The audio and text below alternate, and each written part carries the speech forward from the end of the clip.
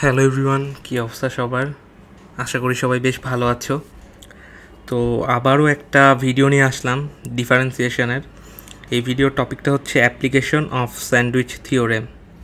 ঠিক আছে, অর্থাৎ আমরা এখানে স্যান্ডউইচ থিওরেমের একটা সুন্দর একটা ম্যাথ দেখব। তো চলো, ম্যাথ দেখার আগে আমরা অ্যাকচুয়ালি স্যান্ডউইচ থিওরেমটা বলতে কী বুঝি এই জিনিসটা একটু রিভিউ করে আসি। তো দেখো, এইখানে আমাদের একটা ফাংশন আছে এইটা, ঠিক আছে। তারপরে এইখানে ধরো একটা ফাংশন আছে এইটা, ওকে। তারপরে আর একটা ফাংশন আছে এইখানে এইটা, ওকে। মানে আমি একদম বেসিকের কথাটা একটু রিভিউ করে যাচ্ছি। তো এইটা আমাদের কি ছিল, এই দুইটা আমাদের ছিল হচ্ছে সাপোজ এক্স অক্ষ ছিল এইটা অ্যান্ড ওয়াই অক্ষ ছিল এইটা, ওকে। তো আমরা স্যান্ডউইচ থিওরেম বলতে কি বুঝি, যে ধরো এই বরাবর আমরা একটা দাগ টানছি, হ্যাঁ, এই বরাবর একটা দাগ টানছি অ্যান্ড এই যে পয়েন্টটা, অর্থাৎ এই যে পয়েন্টটা আছে, এই পয়েন্টটার নাম ধরো আমরা দিছি হচ্ছে এ পয়েন্ট, ওকে। তো এখন এই এ পয়েন্টে এই তিনটা ফাংশনের ভ্যালুটা কীরকম হয়।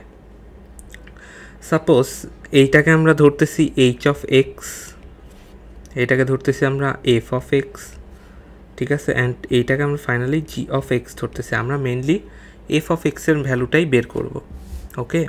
তো আসো, এফ অফ এক্সের ভ্যালুটা আমরা কিভাবে G of x and H of এক্সের মাধ্যমে বের করতে পারি, এই জিনিসটাই আর কি স্যান্ডউইচ থিওরেমের মাধ্যমে বুঝবো আর কি।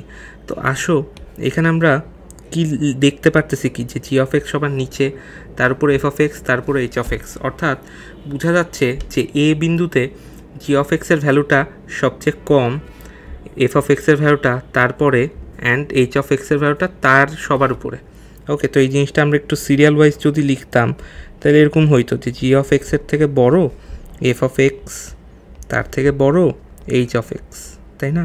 এইভাবেই তো লিখতাম। তো এখানে একটা বোঝার জিনিস আছে। বোঝার জিনিসটা দেখো, আমাদের এইখানকার যে গ্যাপগুলো আছে এগুলোকে আমরা সাধারণত ডেল দিয়ে প্রকাশ করতেছি, অর্থাৎ খুবই ক্ষুদ্র, ঠিক আছে। এখানে পাশে লিখে রাখি যে ডেল ইজ ইকুয়ালস টু এখানে ক্ষুদ্র দূরত্ব বোঝানো হচ্ছে। এখানে ক্ষুদ্রটা আবার কীরকম, অতি ক্ষুদ্র, মানে অতি, ওকে। মানে আমার সাবজেক্ট হচ্ছে ন্যানো সাবজেক্ট না, ওই রকম ন্যানোর থেকেও ধরো আরও ক্ষুদ্র আর কি, ওকে। তো আসো, এখানে আমরা যে লিখলাম এই জিনিসটা, জি অফ এক্স এর থেকে বড় এফ অফ এক্স, এর থেকে বড় এইচ অফ এক্স, তাই না? এই জিনিসটা লিখছি। তো আসো আমরা এরপর হচ্ছে যে জিনিসটা করি, লিমিটটা অ্যাড করে ফেলি।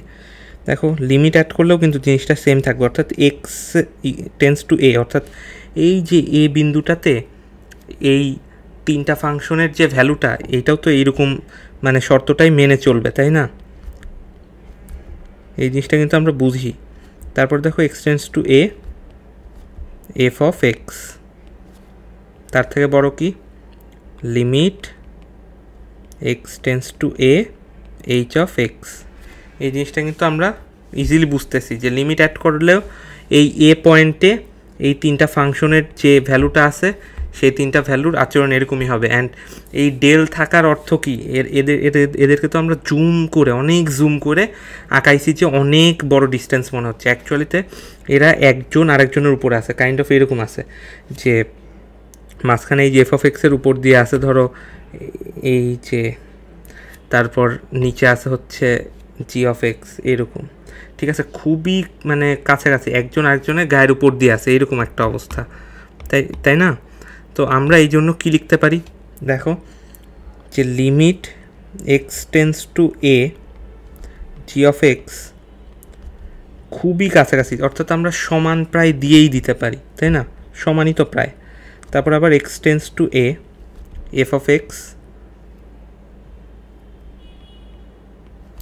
তারপরে আবার limit x tends to A H of x, ওকে।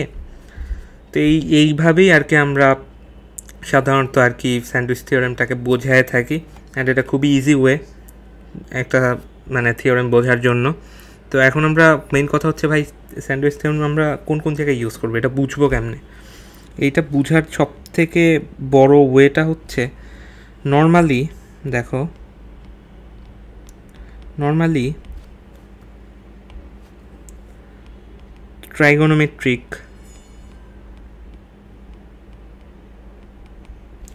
অনুপাতের যে ম্যাথগুলো আছে না, লিমিটের অনুপাতের লিমিট যুক্ত ম্যাথগুলা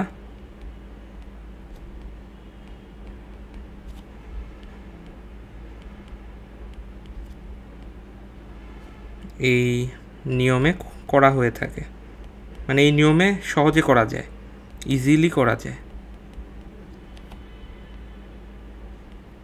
এই জিনিসটা আমি লিখে দিলাম। ওকে, তো আসো এইটার সবচেয়ে ভালো একটা ম্যাথ আমরা করি, সেটা হচ্ছে আমাদের বুয়েট 21-22 আসছিল এই ম্যাথটা, ঠিক আছে? বুয়েট 21-22 আসা এই ম্যাথটা আমরা এখন সলভ করব। তো এই ম্যাথটা কিন্তু খুবই ইজি। ওকে, এই ম্যাথটা খুবই ইজি। তো এইটা দেখো সাইন দেয়া আছে এই মাঝখানে উপরে, এই সাইন দেখে মানে কিছুটা বোঝা যাচ্ছে যে এখানে স্যান্ডউইচ থিওরেমটা অ্যাকচুয়ালি ইউজ করা যায়। হ্যাঁ, তবে ফার্স্টে দেখেই অ্যাকচুয়ালি বোঝা যায় না যে স্যান্ডউইচ থিওরেম ইউজ করব কি করব না। তো এটা হচ্ছে প্রচুর ম্যাথ প্র্যাকটিসের মাধ্যমে এই জিনিসটা আয়ত্ত করতে হয়। তো এইটা নিয়ে আর আলাদা করে কিছু বলার নাই। তো আসো, আমরা তো জানি যে তোমার সাইন টু এক্সের ভ্যালুটা কত থেকে কতর মধ্যে হইতে পারে, 1-এর থেকে সমান অথবা এর থেকে ছোট হবে, অ্যান্ড -1-এর চেয়ে বড় অথবা এর সমান হবে, তাই না? এই জিনিসটা আমরা বুঝি। আচ্ছা, এখানে একটা মাইনাস রয়েছে, এখানে একটা মাইনাস দেয়া আছে, তাই না? তো মাইনাস দেয়া থাকলে কি সমস্যা দেখো, আমরা যখন মাইনাস দিয়ে গুণ করে দিচ্ছি আলটিমেটলি কিন্তু মানে সব কিছু ঘুরে গিয়ে আবার সেম জিনিসই থাকতেছে, এই জিনিসটা বুঝতেছো কি না? যে নর্মালি সাইন টু এক্স এর তোমার ভ্যালুটা কত থেকে কতর মধ্যে, -1 থেকে 1 ব্যাপ্তির মধ্যেই থাকে। আবার দেখো মাইনাস সাইন টু এক্স অর্থাৎ মাইনাস দিয়ে গুণ করার ফলে এই জিনিসটা কিন্তু এই -1 থেকে 1-এর মধ্যেই থাকবে। এই জিনিসটা কি বুঝতেছো? এই জিনিসটা বুঝলে এই ম্যাথটা করাটা কোনো ব্যাপারই না। এই মাইনাসটা নিয়ে একটা ঝামেলা অনেকে ভাবতে পারে, বাট এখানে অ্যাকচুয়ালি কোনো ঝামেলাই নেই। তো আসো আমরা মাইনাস সাইন টু এক্স করলাম, এর আগে 3x² একটা যোগ আছে। ওকে, তো -1 প্লাস 3x², এরপরে কি মাইনাস সাইন টু এক্স, এরপরে হচ্ছে 1 প্লাস 3x², সরি ভুল হয়েছে একটু, মাইনাস আগে 3x²টাই লিখি, 3x² minus sine two x, তারপর হচ্ছে 1 প্লাস 3x²। ওকে, তো এরপরে দেখো এখানে আমাদের আবার নিচে x² প্লাস 5 এইটা যোগ করতে হবে, মানে সরি এটা দিয়ে ভাগ করতে হবে আমাদের। দেখো -1 plus 3x² divided by x² plus 5, এইটার পুরাটার নিচে আবার 3x² minus sine two x divided by x² plus 5, আবার এখানে দেখো 1 প্লাস 3x² ডিভাইডেড বাই নিচে কত x² প্লাস 5। ওকে, তো এখন এইটা তো এতখানি পর্যন্ত করলাম, এখন আসো আমরা লিমিটটা অ্যাড করে দেই। লিমিটটা অ্যাড করলে কি হয় দেখি, আসো লিমিটটা অ্যাড করি। Limit x tends to infinity, এখানে এক্স মাইনাস আছে, টেন্স হবে। ওকে, লিমিট এক্স টেন্স টু, অর্থাৎ লিমিটে এক্সের ভ্যালুটা অসীমের খুব কাছাকাছি। এবার পুরো জিনিসটা লিখি, -1 প্লাস 3x²,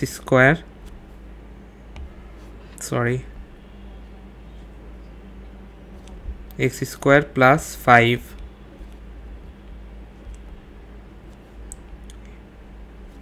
এইটা হচ্ছে আবার limit x tends to infinity 3x square minus sine 2x, এইটার নিচে ছিল x স্কোয়ার প্লাস 5। আবার এই পুরাটা limit x tends to infinity 1 plus 3x square divided by x square plus 5, এটা একটা ব্র্যাকেটে রাখলাম। এখন সবচেয়ে সুন্দর যে ফরম্যাটটা হইতে পারে ইনফিনিটি থাকলে সেই জিনিসটা চলে আসছে। এখন তাও একটু ভাঙাই মানে লিখে দিই, limit x tends to infinity, এখান থেকে x স্কোয়ারটা হচ্ছে উপরে নিচে দুইটারই সর্বোচ্চ ঘাত, তাহলে x স্কোয়ারটা কমন নাও। x স্কোয়ার কমন নিলে কী থাকে দেখো, minus 1/x square plus 3 divided by x square 1 plus 5/x square. ঠিক আছে, সরি। এরপরে হচ্ছে limit x tends to infinity, এখান থেকেও সরি এটাই তো আর কমন নিব না, কারণ আমরা তো দুই পাশেরটা হিসাব করে এই মাঝখানেরটার ভ্যালু বের করব, তাই না? তাইলে এটার তো আর আমরা ওরকম হিসাব করব না, মানে এটাকে তো আর কোনো ভাঙানো কিছু নাই, কারণ এইটার ভ্যালুই আমরা বের করতেছি ভাই। তারপর দেখো limit x tends to infinity, x square নিলা কমন, তাহলে এখানে থাকতেছে 1/x স্কোয়ার প্লাস 3। হ্যাঁ, এরপর দেখো তোমার এখানেও x স্কোয়ার নিলা কমন, এখানে থাকতেছে 1 প্লাস 5/x স্কোয়ার, তাই না? তাহলে x স্কোয়ারগুলো কেটে দিই, উপর থেকে গেল, এখান থেকেও গেল। ওকে, এইবার তাইলে এইটার ভ্যালু কত বলো? নিচে এইটার 1 থাকবে ইনফিনিটি বসাইলে, এইটারও দেখো 1 থাকবে ইনফিনিটি বসাইলে, এখানে জাস্ট এই 3টা সারভাইভ করে যায়। তাহলে ফাইনালি যে জিনিসটা থাকে সেটা কি থাকে ভাই? সেটা থাকে এরকম যে এইটার ভ্যালুটা থাকে 3, limit x tends to infinity 3x square minus sine 2x divided by x square plus 5, এখানে তারপরে হচ্ছে লিমিট কেন হবে, এটার ভ্যালু তো 3, তাই না? তো দেখো এটার থেকে কী বলে ফেলা যাচ্ছে, সুতরাং ফাইনালি আমরা যে জিনিসটা লিখে দিতে পারি সেটা হচ্ছে limit x tends to infinity 3x square minus sine 2x divided by x square plus 5 is equals to কত? 3। কারণ কি? কারণ দুই পাশেই তোমার 3 রয়েছে, হয় কম মানে 3 এর এই লিমিটের বাম পক্ষেও 3 রয়েছে, ডান পাশেও 3 রয়েছে, অর্থাৎ দুইটা উপর নিচের ফাংশনের ভ্যালুই যদি 3 হয় তাহলে ও নিজের ভ্যালুটা কত হবে? ওই 3 হবে না? তো এইটাই আর কি। তো আমাদের এখানে একটা এক্সট্রা পেজ চলে আসছে ভাই, এটাকে চলো আমরা ডিলিট করে দেই। অ্যান্ড ফাইনালি থ্যাংক ইউ ভাই, আমরা আরও সুন্দর ম্যাথ নিয়ে আসবো, এখানে যে জিনিসটা দেখাইলাম আরও সুন্দর ম্যাথ নিয়ে আসবো। তো আজকে এই পর্যন্তই থাক, আল্লাহ হাফেজ।